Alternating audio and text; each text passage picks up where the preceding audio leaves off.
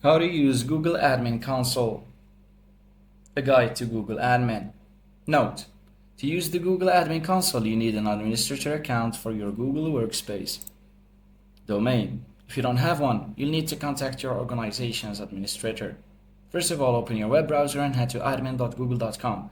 Sign in with your admin account, email, and password. The dashboard greets you with an overview of your workspace, highlighting key metrics and providing quick access to commonly used features.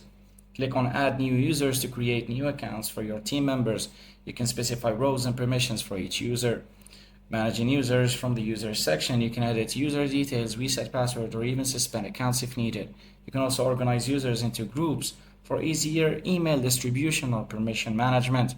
The Admin Console offers a vast array of settings to customize your workspace experience, from security by setting up two-factor authentication, control password strength, and managing data access for enhanced security, to different apps and devices. Going further, the search bar is your friend. Need to configure a specific setting or troubleshoot an issue? Use the search bar to find relevant help articles or configuration guides within the Admin Console. Thanks for watching, everyone, and don't forget to subscribe.